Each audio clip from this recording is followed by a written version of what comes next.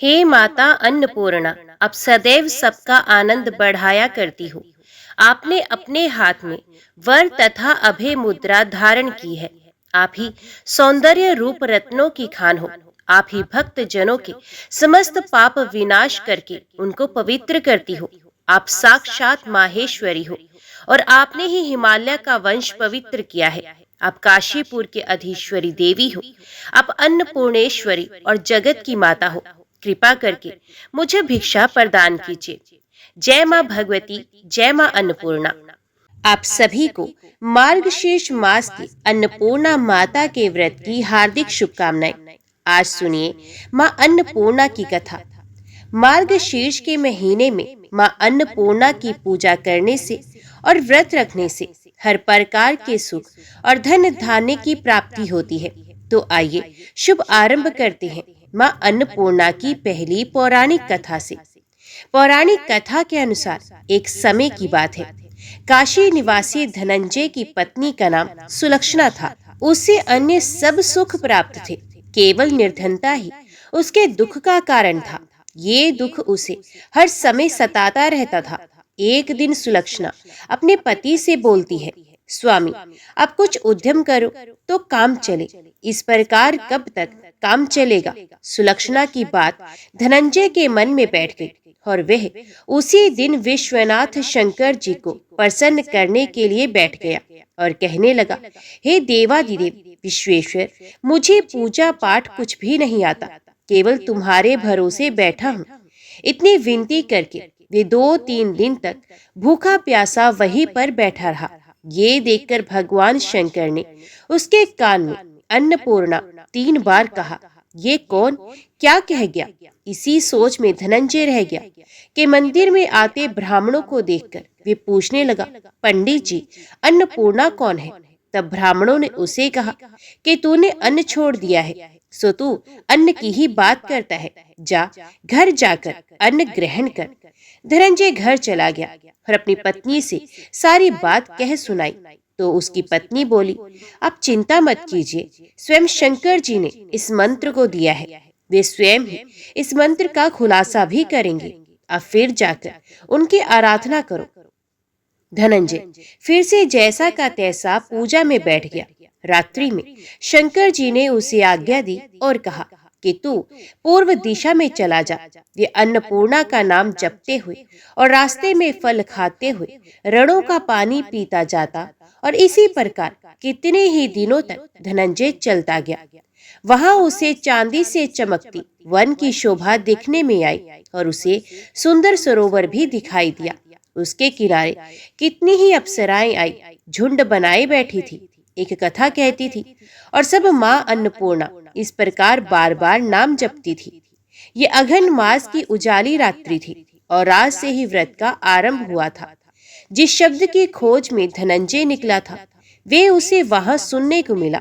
धनंजय ने उन देवियों के पास जाकर पूछा कि हे देवियों, आप ये क्या कर रही हो? तब उन सब ने कहा कि हम सब माँ अन्नपूर्णा का व्रत करती हैं। पूजा क्या होता है? ये किसी ने किया है? इसे कब किया जाता है? कैसे किया जाता है? और इसकी विधि क्या है? मुझे भी कहो। तो वे कहने लगी, इस व्रत को हर कोई कर सकता है। 21 दिन के लिए 21 गांठ का सूत लेना चाहिए। 21 दिन अगर ना बने तो एक दिन उपवास करें। ये भी ना बने तो केवल कथा सुनकर प्रसाद ग्रहण करना चाहिए।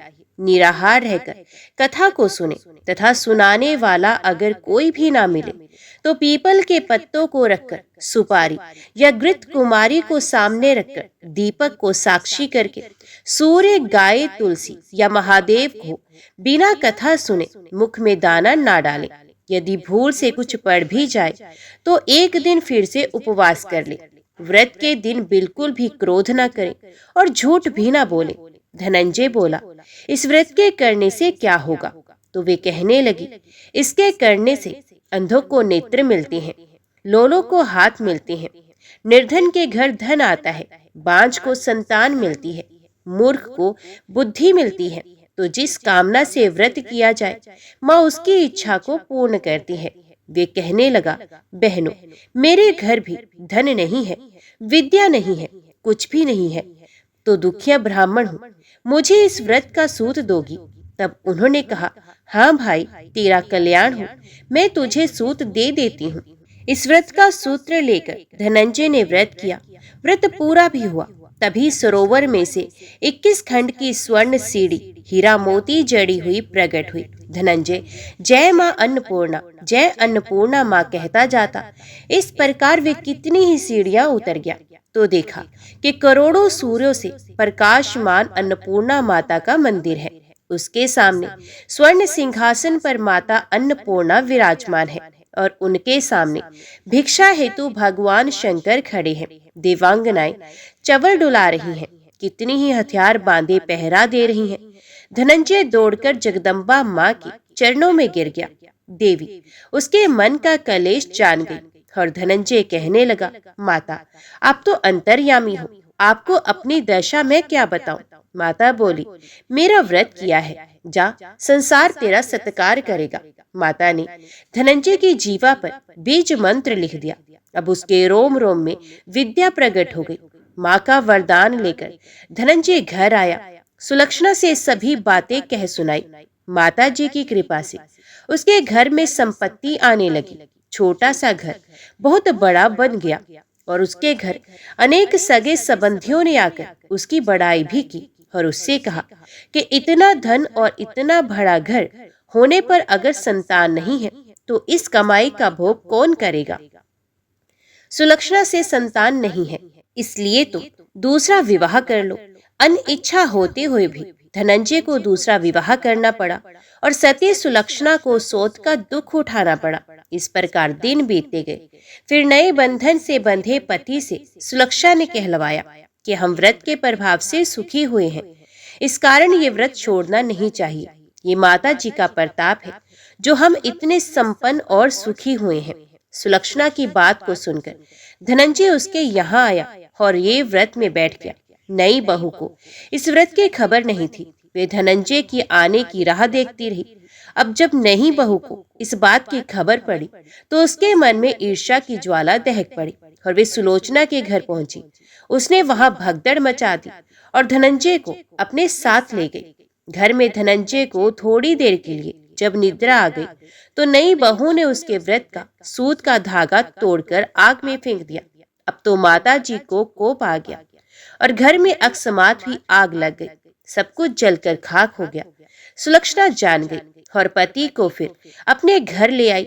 इस बात पर नई बहू रूठकर अपने पिता के घर चली गई। पति को परमेश्वर मानने वाली सुलक्षणा बोली कि हे नाथ, आप घबराओ नहीं, माता जी की कृपा अलौकिक है।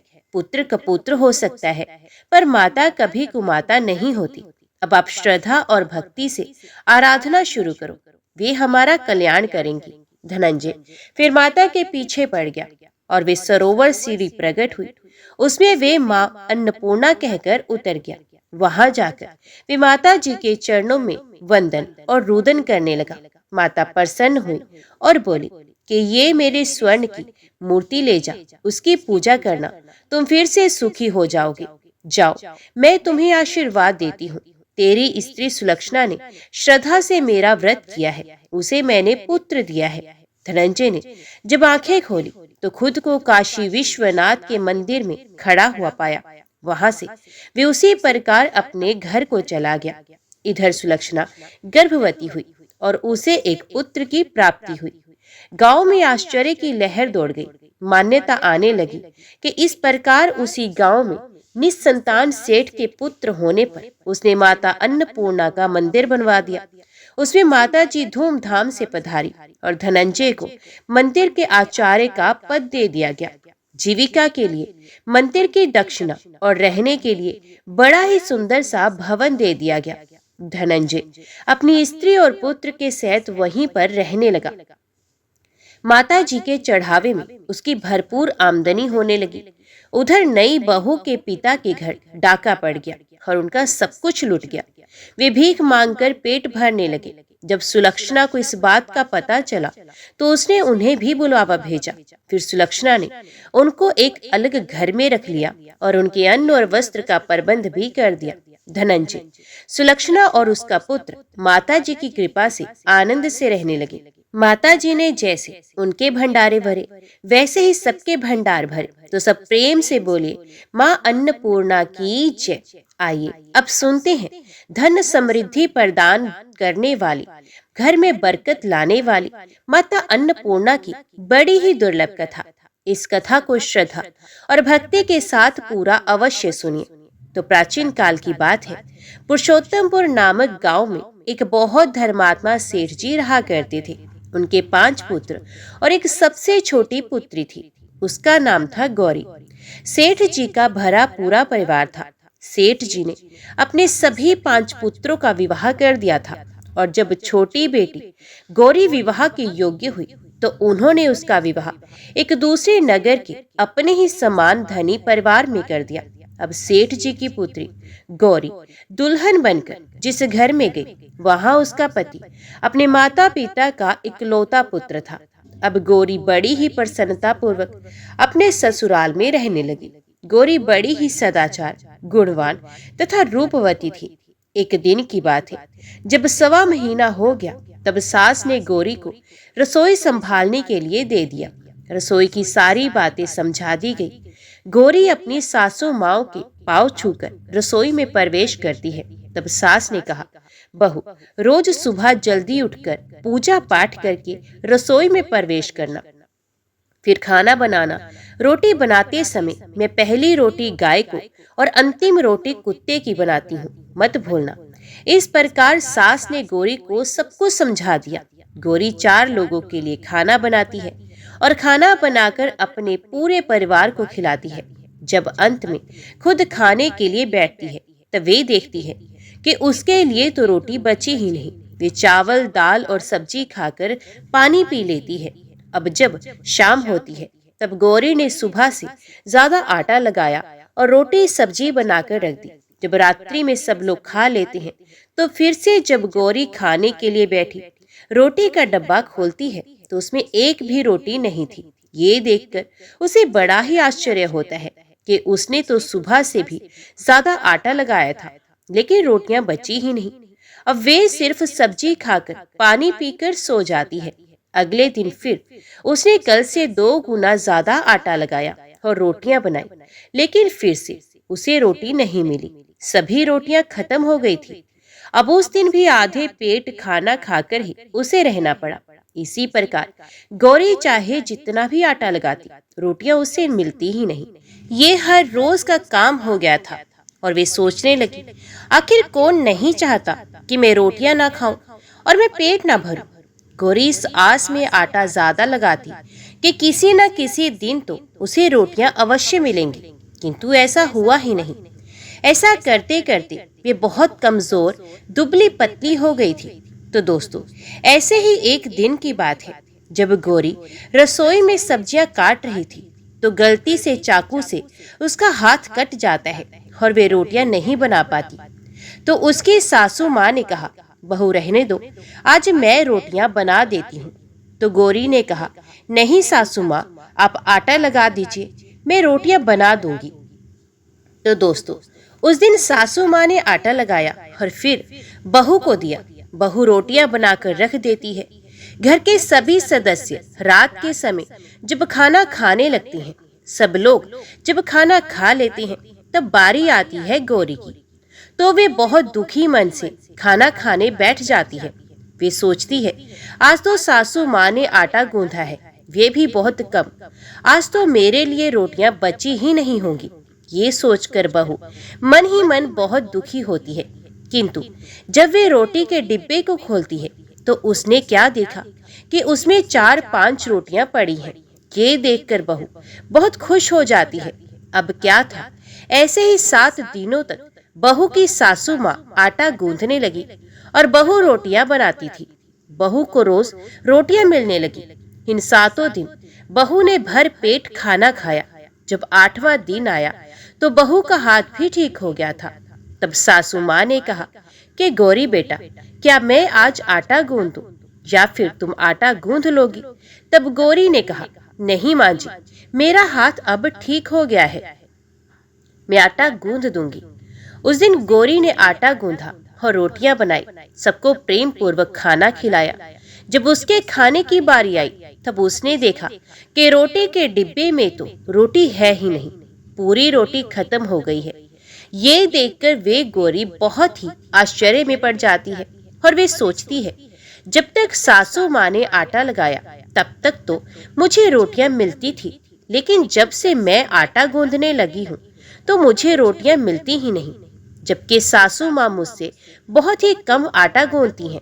इसके बाद भी पूरा परिवार उसमें खा लिया करता था। ऐसी क्या बात है? ये सारी बातें सोचकर गौरी बहुत ही परेशान हो जाती है और दिन भर दुखी रहती थी।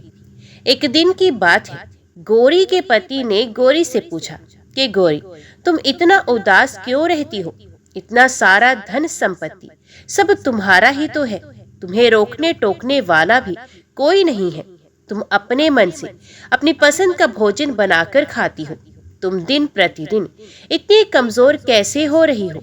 गौरी ने लाज और संकोच से अपने पति को कुछ नहीं बताया। तब उसके पति ने सोचा कि शायद उसकी पत्नी को उसके माता पिता की याद आ रही है, इसलिए अगले दिन गौरी का पति अपने माता पिता से कहता है कि पिताजी, मुझे लगता है कि गौरी को उसके माता पिता की याद आ रही है, मैं उसे उसके मायके ले जाकर सबसे मिलवा लाता हूँ। अपने बेटे की बात सुनकर गौरी के सास ससुर तैयार हो जाते हैं और उसे जाने की अनुमति दे देते हैं और कहते हैं, बेटा, यदि बहू को अपनी माता पिता से मिलकर प्रसन्नता होती है तो अवश्य ही तुम उसे उसके मायके ले जाओ। अब गौरी का पति अपनी पत्नी को लेकर उसके मायके जाता है। दामाद और बेटी को देखकर उनको बहुत ही भाव भक्त होता है। तरह तरह के व्यंजन बनाए जाते हैं, उन्हें खिलाए जाते हैं, बहुत सेवा सत्कार होता है। उसी दिन रात्रि में समय मिलने पर गौरी की माँ ने अपनी बेटी को कोने में ले जाकर पूछा, बेटी, तुम इतनी दुबली पतली कैसे हो गई हो? तुम तो बहुत ही कमजोर दिख रही हो, क्या बात है? तुम्हें कौन सी बात खाई जा रही है? क्या तुम्हारे ससुराल वाले तुम्हारी चिंता नहीं करते, तुम्हें कुछ दुख देते हैं, या ऐसी कौन सी बात है जिससे तुम्हारी ये दशा हो गई है? अपनी माँ की बात सुनकर गौरी अपनी सारी परेशानी, सारी चिंताएं, सब कुछ बताती है। अपनी बेटी की बात सुनकर गौरी की माँ ने कहा, बेटी, हमें लगता है माता अन्नपूर्णा तुमसे नाराज हो गई हैं। इस विषय में तो मैं कुछ नहीं कर सकती, क्योंकि तुम्हारे ससुराल में हमारा बोलने का कोई अधिकार नहीं है। इसलिए मैं तो कहती हूँ कि तुम यहाँ से जाने के बाद इस विषय में अपने सास और ससुर से बात करना, वही कुछ हल बताएंगे और तुम्हारी समस्या का समाधान हो जाएगा। बेटी, माँ अन्नपूर्णा जिससे नाराज होती हैं, उसके साथ ऐसा ही होता है। अब अपनी माँ की बातें सुनकर गौरी निश्चय करती है कि वे सारी बातें अपनी सासू माँ से कहेगी। अब जब सुबह का समय होता है तो गौरी अपने माता पिता से विदाई लेकर अपने ससुराल आ जाती है और ससुराल आने के बाद वे अपने सास ससुर और पति से सारी बातें कह सुनाती है। वे कहती है, माँ जी, जब से मैंने रसोई संभाली है, मैं खाना बनाती हूँ, तब से मुझे एक भी दिन रोटियां नहीं बचती। मैं बिना खाए ही सो जाती हूँ, किसी किसी दिन पानी पीकर ही सो जाती हूँ, किसी किसी दिन चावल सब्जी खाती हूँ, रोटी तो मुझे मिलती ही नहीं। और माँ जी, आपको याद है मेरा हाथ कटा था, तब आप उस समय आटा गूंथा करती थी और वे भी बहुत कम, फिर भी मेरे लिए रोटियां बच जाती थी और मैं भर पेट खाना खाती थी। लेकिन अब जब मेरे हाथ का घाव ठीक हो गया, तब से मैं फिर से आटा गूंथने लगी और रोटियां बनाने लगी। अब मेरे लिए फिर से रोटियां बचती ही नहीं, आधे पेट ही खाना खाती हूँ। अपनी बहू की बातें सुनकर सास को सब कुछ समझ में आ गया। उसने कहा, बहू, ये शायद मेरी ही गलती है, मैंने तुम्हें सब कुछ बताया, सब कुछ सिखाया, लेकिन एक बात तो बताना भूल ही गई। ऐसा कहकर सास अपनी बहू का हाथ पकड़ गौरी को रसोई में ले जाती है। एक परात में आटा निकालकर उस आटे को अच्छे से गूंथते हैं। गूंथने के बाद उस गूंधे हुए आटे पर अपनी उंगलियों की 5 छाप लगा देती है और कहती है कि बहू, ये माँ अन्नपूर्णा का छाप होता है, उनका चिन्ह माना जाता है। आटा लगाने के बाद कोई भी स्त्री इस तरह छाप लगाती है तो उसके घर में बरकत होती है। इसका अर्थ ये है कि माँ अन्नपूर्णा की कृपा सभी परिवार वालों पर बरसे और कोई भी सदस्य भूखे पेट ना सोए। बहू, मैं तुम्हें ऐसा बताना भूल गई, तुम आटा लगाते वक्त आटे पर अपनी 5 उंगलियों का छाप छोड़ देना और माँ अन्नपूर्णा तुम्हारे ऊपर अवश्य ही कृपा करेंगी। तुम कभी भी खाली पेट भूखे पेट नहीं सोगी। ये बरकत का चिन्ह होता है। और अब अपनी सासू माँ की बात सुनकर बहू हर रोज आटा गूंथती और फिर उस पर अपनी 5 उंगलियों की छाप छोड़ देती है और फिर रोटियां बनाती है। अब बहू को हर रोज रोटियां मिलने लगी, ये भर पेट भोजन करने लगी और स्वस्थ भी हो गई। माँ अन्नपूर्णा की कृपा उस पर बरसने लगी। उसके हाथ में माँ अन्नपूर्णा का वास हो गया। घर पर कोई भी सदस्य भूखा नहीं रहता और जो कोई मेहमान आता या कोई भी भीख मांगने के लिए भिक्षुक आता, उसे भी वे खाना खिलाकर ही घर से विदा करती। इस प्रकार बहू के ऐसा करने से उसके घर में बरकत होने लगी, अन्न की वर्षा होने लगी। तो प्रिय भक्तजनों, आटे को गूंथकर उस पर 5 उंगलियों का छाप लगाना हमारी पुरानी परंपरा है। ये माता लक्ष्मी जी और माता अन्नपूर्णा का चिन्ह माना जाता है। ऐसा करने से माता अन्नपूर्णा सदा प्रसन्न रहती हैं और घर वालों पर अपनी कृपा दृष्टि बनाए रखती हैं। हमारे पूर्वजों से लेकर अब तक ये परंपरा चली आ रही है।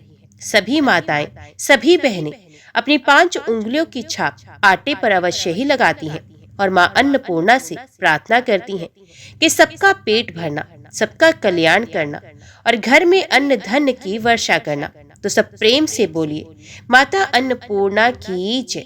ओम नमः शिवाय। जय माता दी, जय भोलेनाथ। अभी श्रवण कीजिए माँ अन्नपूर्णा चालीसा पाठ। दोहा। विश्वेश्वर पद पदम की रच, निज शीश लगाए, अन्नपूर्णे तब सुयश बरनो, कवि मतलाए। चौपाई। नित्य आनंद करणी माता, वर अरु अभे भाव पर ख्याता। जय सौंदर्य सिंधु जग जननी, अखिल पाप हर भव भय हरणी। श्वेत बदन पर श्वेत बसन पुनि, संतन तुव पद सेवत ऋषि मुनि। काशी। पुराधीश्वरी माता, माहेश्वरी सकल जग त्राता, वृषभ आरूढ़ नाम रुद्राणी, विश्व विहारिणी जय कल्याणी। पति देवता सुतीत शिरोमणि, पदवी प्राप्त किन्हीं गिरि नंदनी। पति विशोह दुख सह नहीं पावा, योग अग्नि तब बदन जरावा। देह तदच शिव चरण स्नेहु, राखे ही जात हिमगिर गेहूं। प्रगति गिरजा नाम धरायो, अति आनंद भवन में छायो। नारद ने तब तो ही भरमायहु, ब्याह करण हित पाठ पढ़ायु। ब्रह्मा वरुण कुबेर गनाए, देवराज आदिक कहि गाय। सब देवन को सुजिस बखानी, मत पलटन की मन में ठानी। अचल रही तुम प्रण पर धन्य, की नहीं सिद्ध हिमाचल कन्या। निज को तब नारद घबराए, तब प्रणपूर्ण मंत्र पढ़ाए। कर्ण हेतु तप तो ही उपदेश्यो, संत बचन तुम सत्य परेख्यो। गगन गिरा सुन टरी नटारे, भ्रम तव तुव पास पधारे। कहियो पुत्री वर मांगो अनूपा, देहूं आज तुविमत अनुरूपा। तुम तप कीन्ही अलौकिक भारी, कष्ट उठायो अति सुकुमारी। अब संदेह छाड़ कछु मोसो, है सौगंध नहीं छल तोसो।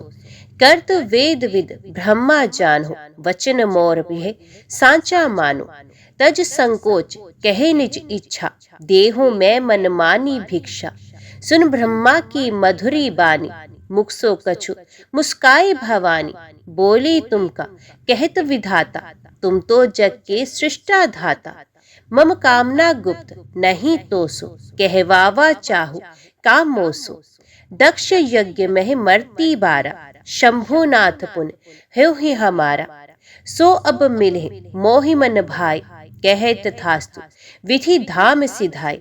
तब गिरजा शंकर तब भायु, फल कामना संशय गयु, चंद्र कोटि रवि कोटि प्रकाशा, तब आनन मह करत निवासा, माला पुस्तक अंकुश सोहे, कर मह अपर पाश मन सोहे, अन्नपूर्णे सदा पूर्णे, अज अनभग अनंत पूर्णे, कृपा सागरी क्षम करी माँ, भव विभूति आनंद भरी माँ, कमल विलोचन विलसित भाले, देव कालिके चंडी कराले, तुम कैलाश माही है गिरजा, विलसी आनंद साथ सिंधुजा, स्वर्ग महालक्ष्मी कहलाई, मत्र्य लोक लक्ष्मी पद पाई, विलसी सब मह सर्व स्वरूपा, सेवत तो ही अमरपुर भूपा, जो पढ़े ये तव चालीसा, फल पाहे शुभ साखी ईसा, प्रात समय जो जन मन लायो, पढ़ी भक्ति सुरुचि अधिकायो, स्त्री क्लत्र पति मित्र पुत्र युत, परमेश्वर्य लाभ लही अद्भुत, राज विमुख को राज दिवावे, जस तेरो जन सुजस बढ़ावे, पाठ महामुद मंगल दाता, भक्त मनोवांशी निधि पाता, दोहा जो ये 40 सुभग, पढ़ी नावेंगे मात, तिनके कार्य सिद्ध सब, साखी काशीनाथ। तो सब प्रेम से बोलिए अन्नपूर्णा माता की जय। ओम नमः शिवाय, हर हर महादेव। आज की वीडियो में इतना ही। उम्मीद करती हूँ वीडियो आपको पसंद आई होगी। वीडियो पसंद आई हो तो वीडियो को लाइक और चैनल को सब्सक्राइब जरूर कीजिएगा। जय माँ अन्नपूर्णा लिखकर कमेंट बॉक्स में अपनी हाजिरी और अपने सुझाव देना ना भूलेगा। तो मिलते हैं अगली कथा अगली वीडियो के साथ। जय माता दी।